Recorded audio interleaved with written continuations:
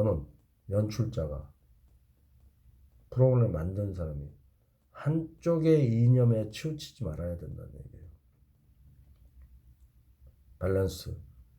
다시 말해서 MC가 한쪽 정치인이 얘기하는데 고개를 끄덕이거나 뭐 박수를 쳐주거나 리액션, 그리고 또 다른 사람이 얘기할 때는 고개를 좌우로 흔들거나 뭐 짜증을 내거나, 절대 금물이라는 얘기예요. 이게 보이지 않는 연출자, 진행을 하지 않는 연출자도 그런 생각 자체를 가져서는 안 된다는 얘기를 하는 겁니다. 편집하는 사람은 더욱더 그렇다는 얘기입니다. 자, 윤리예요. 편집에 대한 윤리. 아시겠죠? 진행자뿐만 아니고 연출자뿐이 아니고 편집자도 은근히 기류에 있어서 공평성을 주지 않는다든지, 또는 리액션 부분을, 관객의 리액션을 더 고개를 끄덕인다든지 이런 걸 더 집어넣는다든지 하지 말란 얘기입니다. 자, 선형 편집과 비선형 편집 나왔네요. 우리가 리니어 에디팅과 난 리니어 에디팅 보통 얘기하죠. 기술적인 부분입니다. 기술적인 부분, 테크니컬. 선형은, 리니어는 뭐고 난 리니어는 뭔가요? 그러니까 이 학생들에게 내가 가끔 질문을 하면 선형 편집, 비선형 편집, 리니어 편집 많이 얘기를 들었을 텐데, 이 테크니컬한 거는 되게 잘하면서 뭐 실습을 많이 해가지고 많이 해봐갖고 하면서 도대체 이러한 전체 내용을 잘 몰라요. 자기가 하고 있는 게 선형인지 비선형인지도 몰라요. 리니어란 말은요, 영어로 라인의 형용사예요. 라인의 형용사. 뭐 케이블 같은 거 와이어라고 보통 얘기하는데, 와이어리스는 선이 없는 걸 얘기하죠. 난 리니어는 선이 없는 겁니다.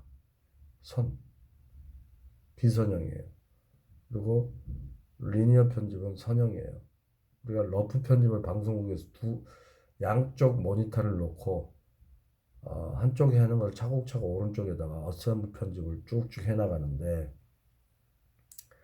러프하게, 그러니까 기에는 어떻게 승은 어떻게 쭉 우리가 정교하고 파인 커팅하고, 그 다음에 또 뭐 빠르게 할 수도 있죠. 비선형에서도 우리 프리미어라든지 아도브스에 나온 프리미어, 파이널 컷 프로 이런 것들을 이용을 해서 컴퓨터에서 하는 걸 난 리니어 에디팅이라고 하죠. 자, 어셈블과 인서트 편집은 제가 말씀드렸고요. 디졸브도 얘기를 했습니다. 디졸브를 할 때 화면과 화면을 겹치게 할 때는 화면과 행동을 부드럽게 연결시켜야 되고, 장소와 시간의 변화를 줘야 되고요. 제가 지난 학기에도 동영상, 다음 시간은 동영상 감상을 합니다. 여러분.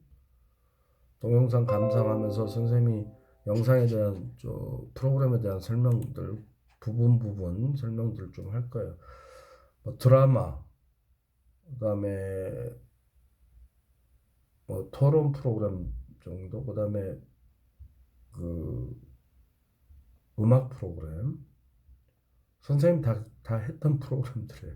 미안하지만 그 프로그램 제가 갖고 있는 거죠. 그래서 뭐 100분 토론 같으면 20주년 기념으로 작년에 했나요? 하여튼 유시민 씨하고 홍준표 씨가 맞짱 토론한 거, 뭐 이거, 그다음에 드라마 같은 경우도 선생님이 했던 뭐 엄마의 정원이라든지 뭐 몇 가지, 그다음에 쇼음악 중심, 가요대 대전 이런 것들에 대해서 어떻게 디졸브를 하고, 그다음에 뭐 이런 것들 좀 보여줄 생각입니다. 설명을 해드리고, 그것뿐이 아니고 디졸브만 설명하는 게 아니고 여러 가지 구성에 있어서, 그다음에 어떤 뭐 영상 미학적인 부분 또는 연출 의도 뭐 이런 것들, 뭐 사이즈라든지 또는 기법 이런 것들 자, 디졸브는 장소와 시간의 변화를 준다.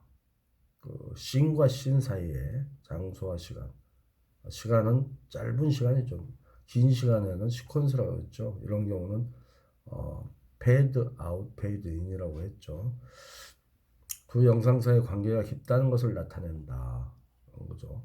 사이즈를 좀 바꿔줘야 디졸브는 같은 임무를 했을 때 예를 들어서 디졸브도 여러 가지 음악 프로에서 보이겠지만 나중에 제가 다음 시간에 보여드리겠습니다만 똑같은 사이즈로 하는 게 하나는 클로즈업, 하나는 니샷이라든지 뭐 이렇게 해서 화면 겹치면서 겹쳤다가 한쪽 화면이 이렇게 프레임 아웃된다든지 포커스 아웃된다든지 그런 거 다 나오죠. 자, 관계가 있다는 것을 나타내고 오버랩은 길이가 짧은 걸 얘기한다. 얘기를 들었죠.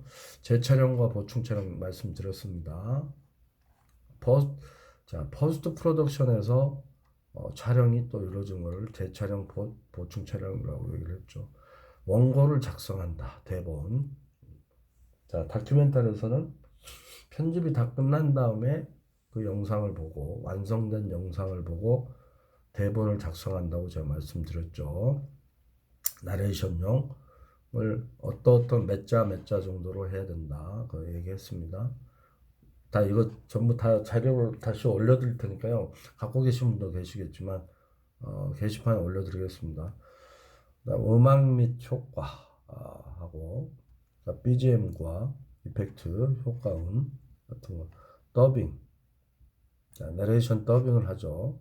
더빙과 관련돼서 제가 더빙, 나레이션과 더빙 부분에 대해서도 뭐 다른 좀 강의가 있어가지고 쭉 더빙은 어떤 식으로 한다. 더빙할 때 그 성우들이 전문 성우들이 주로 많이 하잖아요. 요즘에는 뭐 연예인들도 나와서 한다면 가끔 어 이것도 상당히 요령이 있어야 돼요. 쉽지 않죠. 더빙을 할 때 연출자의 그 큐사인도 봐야 되고 모니터도 봐야 되고 원고도 봐야 됩니다. 동시에 그걸 봐야 되고 싱크도 맞춰야 되고 여러 가지 아주 능수능란하게 봐야 돼요. 진행을 해야 됩니다. 그래서 연출자는 더빙할 때는 화면으로 나오는 게 아니잖아요. 화면에 가끔 TV로 나오는 경우는 있지만 그런 거는 이제 재미 요소로 나오는 거지만 뭐 아주 뭐 가끔 다큐멘터리에서 근데 이제 연출자가 성우가 보는 나레이터가 보고 있는 모니터 바로 옆에서 사인을 줘야죠.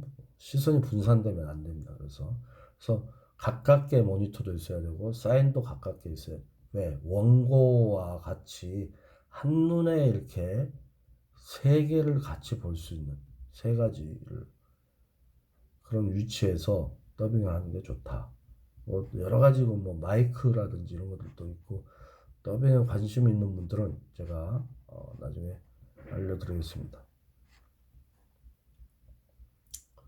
완제품 제작을 하는 거죠. 그래서 완제품 제작에는 타이틀도 넣어야 되고 타이틀 보통 이제 AD들이 주로 많이 해요. 프롤로그라든지 매우 특이한 부분으로 시청자를 유리한 프롤로그하고 에필로그 중에 어떤 게 더 중요할까요?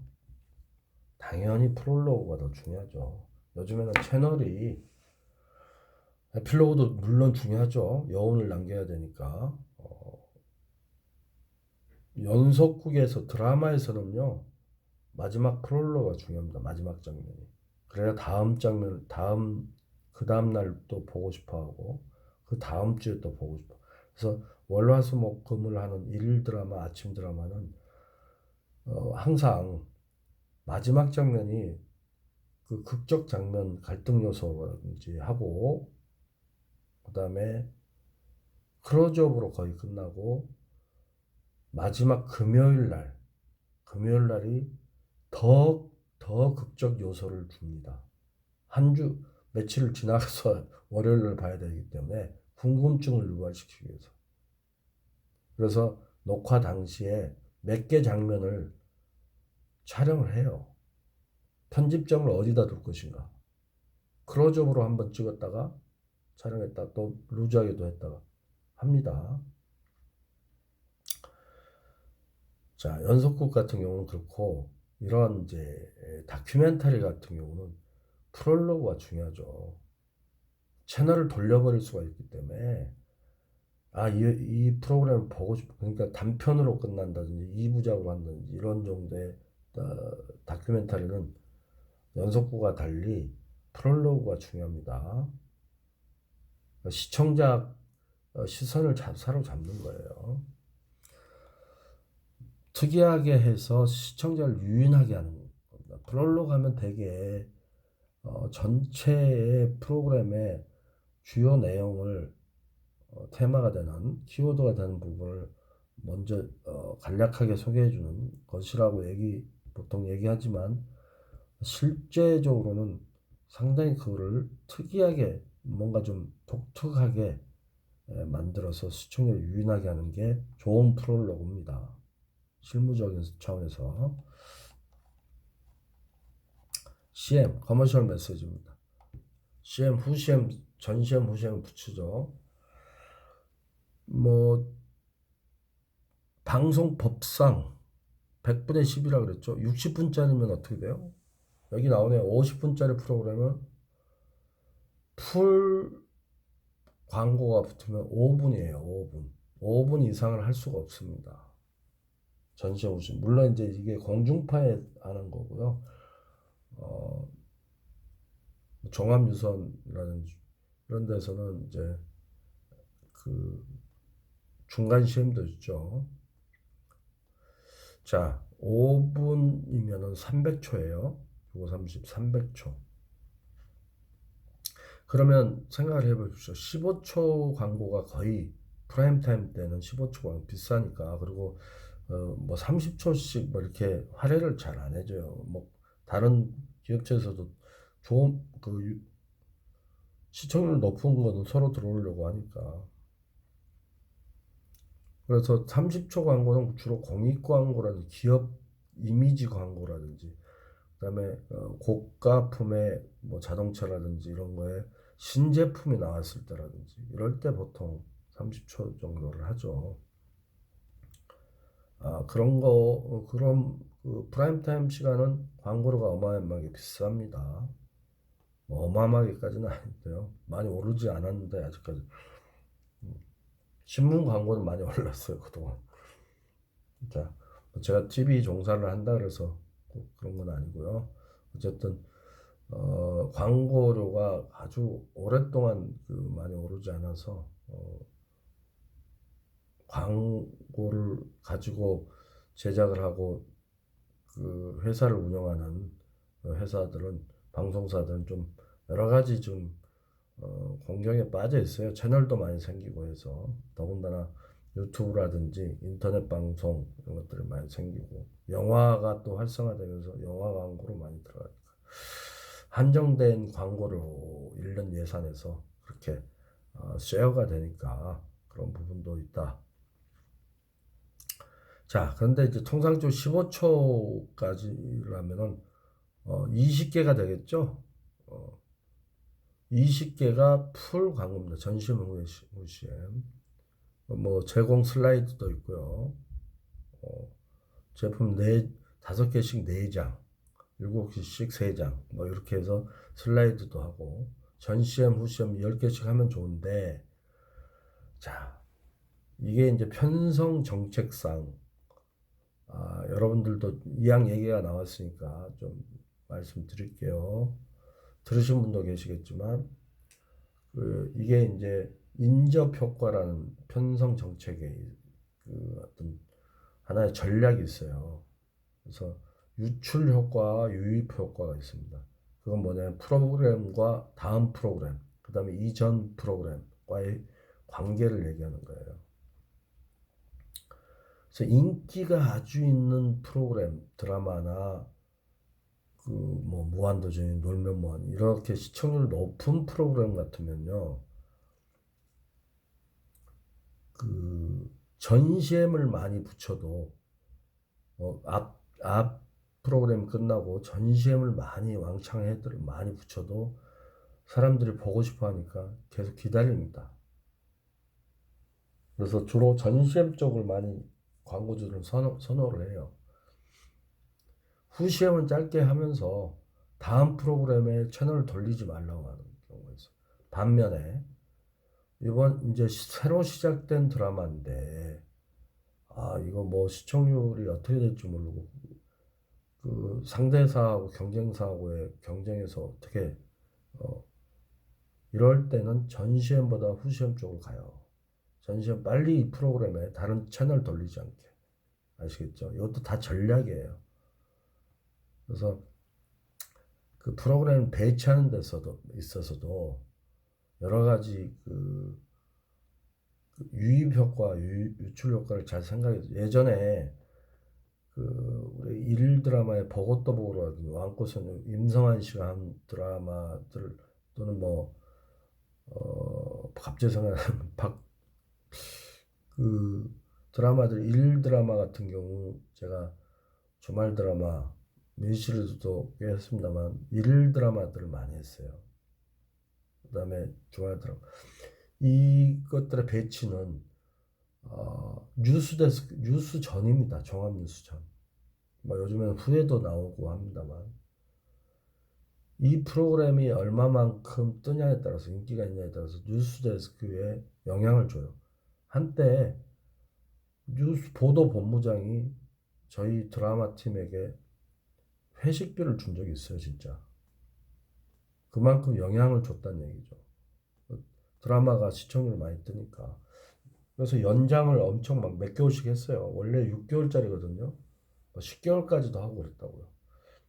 보고 또 보고 왕꽃 선녀님 이런 것들은 작가들이 되게 힘들어하고 작가가 힘들어하고 했죠. 임성환 씨가.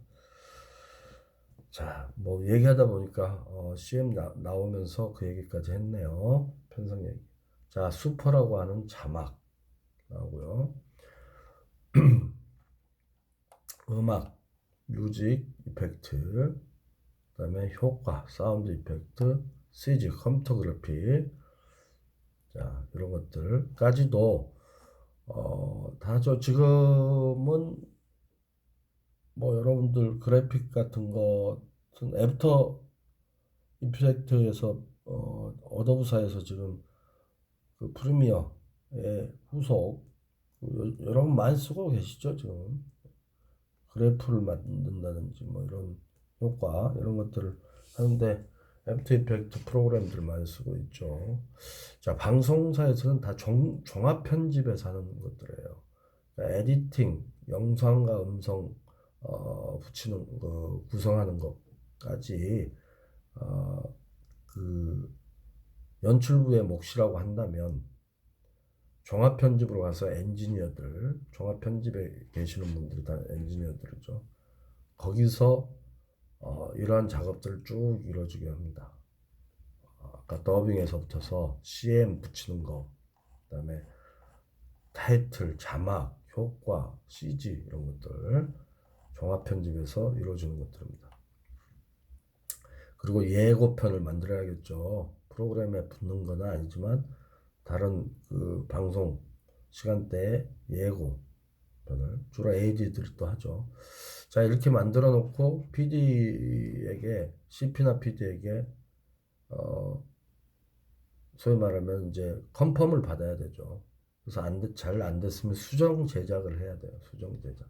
다시 만들어주고 계속 다시 만드는 것을 제가 많이 봤습니다.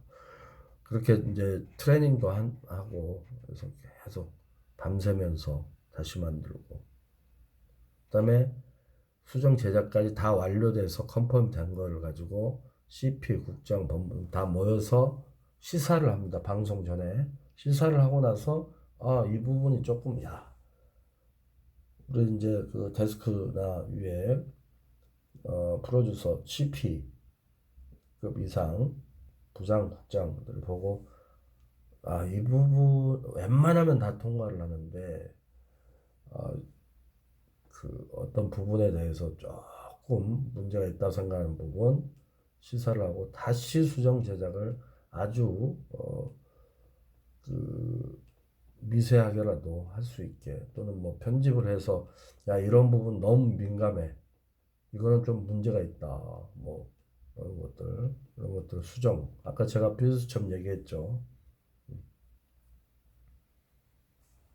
뭐 광우병 당시에 이명박 정권 초기에 아마 설왕설래 대단히 많은 그런 데스크와 PD 간의 어떤 CP와 CP 부장급과 그다음에 국장 본부장과의 그 어떤 갈등들이 굉장히 많은 걸로 알고 있습니다.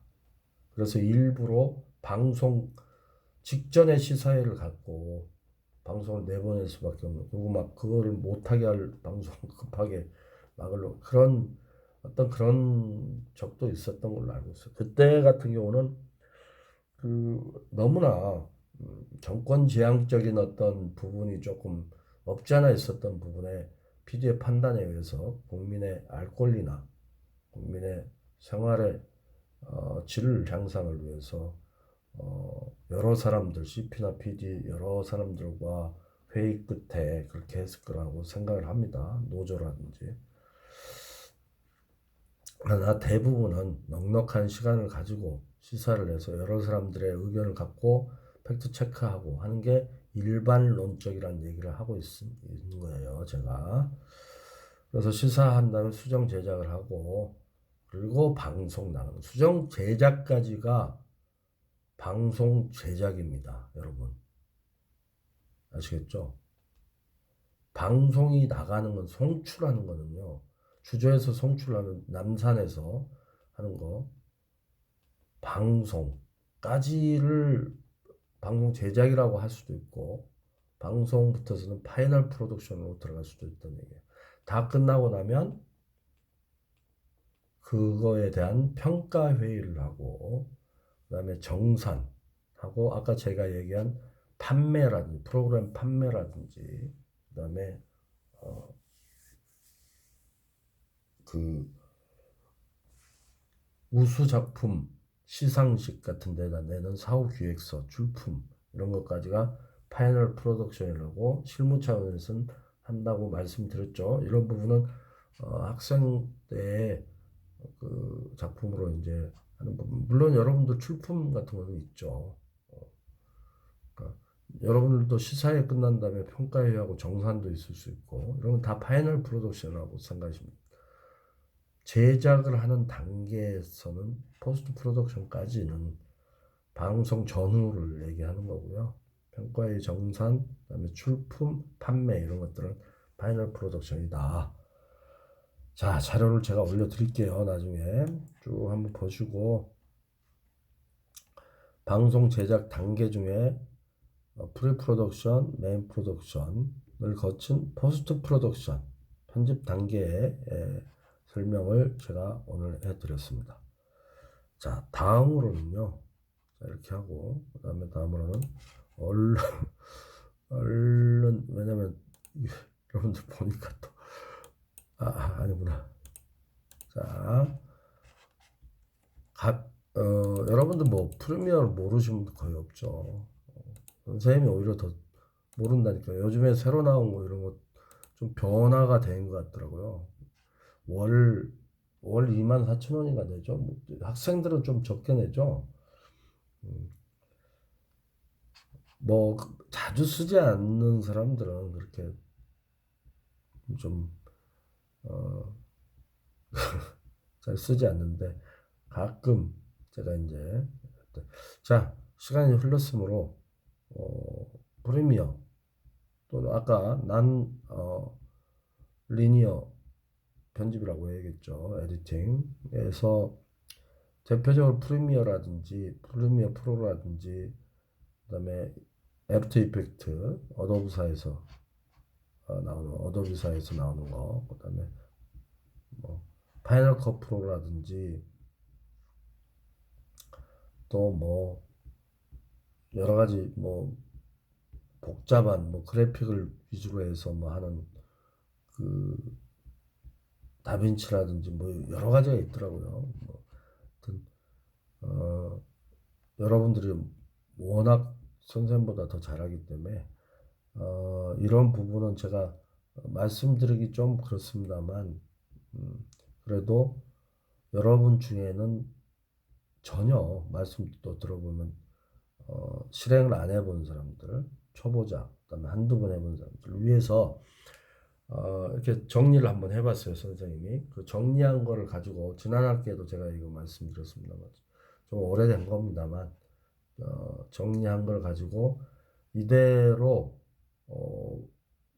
프리미어 프로를 실행을 하면서 한번 해보세요. 여기 써진 대로만 하시면 돼요. 자, 자르기, 붙이기, 장면 전환, 사운드, 자막, 색 보정 등의 작업을 하는데 프리미어는 사전 작업.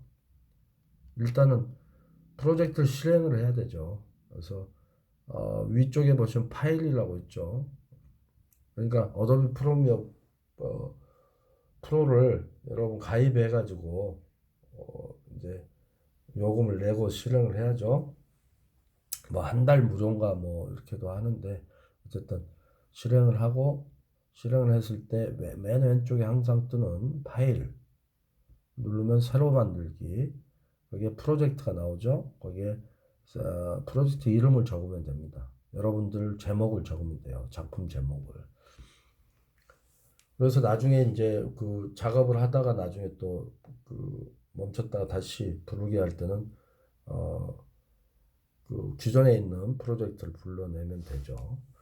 자, 프로젝트가 저장될 위치를 정해서 저장을 하고 찾아보기 클릭해서 제목을 정해서 이렇게 하면 된다는 얘기죠. 그 다음에 프로젝트 파일 열기 폴더가 만들어졌나 열기를 해보면 확인해보면 나온다는 얘기죠. 자, 우선은 이제 소스를 불러야 돼요. 동영상이나 오디오 뭐 소스를 불러야 돼요. 동영상 불러오기 화면 좌상의 파일을 누르고 거기에 보면 아래쪽에 가져오기가 있어요. 메뉴에 가져오기를 하면 동영상 폴더들이 쭉 뜨죠. 거기 문서라는 것도 있고 뭐 비디오도 있고 뭐 거기에 원하는 동영상 폴더를 클릭해서 가져오면 됩니다. 그리고 더 간단한 거는 화면이 양쪽으로 분리가 되어 있잖아요. 그래서 오른쪽이 작업창이고 왼쪽에서 하단 쪽에 소스를 불러오는 창이죠. 거기를 클릭을 하면 더블 클릭하면 동영상 폴더를 있는 그래서 쫙 열려요. 그래서 동영상 파일을 가져오면 됩니다. 자, 화면 좌하단에 동영상 소스가 나타나죠. 왼쪽에 동영상 소스가 나타나면 그거를 드래그 앤 드롭이라는 걸 드래그해서 이렇게 갖다 놓는 걸 드래그 앤 드롭이라고 하죠. 끌고 가서 오른쪽 작업창에다가 갖다 놓으면 되죠. 작업을 할 때 뭐 이렇게 뭐 앞으로 이제 작업을 할 때요. 작업을 쭉 해나가는데 단축키예요. 단축키 컨트롤 Z를 누르면 그동안 작업했던 것을 이거 뭐 작업 잘못됐네. 뭐 자르기를 했는데 자르기를 잘못 잘랐어. 삭제를 잘못했어. 다시 원상 복구하고 싶은 거. 작업을 되돌리고 싶으면 컨트롤 Z를 누르면 되고요. 괜찮아. 그거 작업 잘 됐어. 내가 착각했다. 그러면 다시 컨트롤 시프트 Z를 누르면 다시 앞으로 간다. 여기 참고적으로 모든 작업에 그렇게 응용을 하면 됩니다. 본격적인 작업을 하기 위해서 동영상을 작업창으로 옮겼죠. 드래그 앤 드롭을 하라는 얘기예요. 그래서 오른쪽 작업창을 보면 하단부에 그 비디오가 있고 아래쪽에 오디오가 있습니다. 오디오 파일. 알트하고 마우스 클릭해서 그걸 따로따로 선택해서 할 수도 있습니다. 뭐 따로 선택을 해가지고 그러니까 아래로 더 내려서 그 따로따로 선택을 할 수가 있다는 얘기예요. 위로 올릴 수도 있고요. 비디오는. 자, 이 그 영상부터 편집을 하고 사운드 편집은 사운드부터 먼저 봅시다. 간단하니까 사운드 편집. 사운드 들 편집을 하는데 개인 뭐 오디오가 너무 찌그러졌다든지 물론 이제 촬영할 때 다 여러분들이 그걸 파악하면서 하셨겠지만 이것들 조정을 좀 해야겠다. 그랬을 때 어떻게 하느냐? 어, 사운드 파일에다가 거기다 마우스를 갖다 대고 마우스 우측 버튼을 누른다는 얘기예요. 자, 하단부에 그 마우스 우측 버튼을 누르면 오디오 게인 맨 밑에 오디오 게인 부분이 나와요. 뭐 개인 설정도 있고 오디오 개인을 누르면 그 위에서 두 번째 개인 조정 부분이 있고 맨 위에는 개인 설정이 있습니다. 그래서 개인 조정에 dB가 나타나요. dB라고 그 숫자를 플러스 숫자 중폭 마이너스 숫자는 감소이다. 0dB로 보통 나오죠. 우리가 영상도요. 그 어두운 곳에 카메라 자체에 그 강제로 뭐 영화관이라든지 조명을 써서는 안 되나 어떤 음악회라든지 이럴 때 조금 화면이 거칠더라도 좀 밝기를 강제로 밝게 해줘야겠다. DB를 많이 해줘요. 개인입니다. 비디오 개인. 카메라에 내장되어 있는 그 마지막 보루입니다. 보루. 강제로 화면을 열어주는 거예요. 그 대신 입자가 거칠어지죠. 자, 보통은 0dB를 쓰는데 이게 이제 9dB, 뭐 18dB 이렇게 해가지고 개인을 열어준다는 얘기예요. 자, 오디오 개인도 0dB부터 시작을 합니다. 근데 이제 그거를 중폭을 시키고 감소를 시키는 것은 플러스 마이너스로 간다는 얘기죠. 그러고 나서 확인을 눌러야지 그 개인이 설정이 된다는 얘기죠. 반드시 확인을 누르면 안 되죠. 확인을 안 누르면 그리고 개인 설정을 눌러보면 중폭되고 감소된 것들을 나타낸 것을 확인할 수가 있죠. 그리고 사운드 싱크라는 것은 자, 여러분들이 멀티 카메라를 썼을 때 여러 대 카메라를 썼을 때 한 장면을 여러 대 카메라로 썼을 때 그 오디오 싱크를 맞추는 방법이에요. 그래서 다시 메뉴에 있는 자상대 파일에서 사운드 파일을 불러와서 하여튼 그 파일 불러올 때는 항상 어, 드래그 앤 드롭을 할 때 끌어올 때 화면이 겹치지 않게 해야 됩니다. 비디오와 오디오 만약 겹치면 아래쪽이 자칫하면 날아갈 수가 있어요. 두 개 사운드를 선택하고 마우스 우측을 클릭해서 중간 부분을 보면 마우스 우측을 누르면 동기화가 나와요. 동기화 가장 밑에 오디오가 있어요.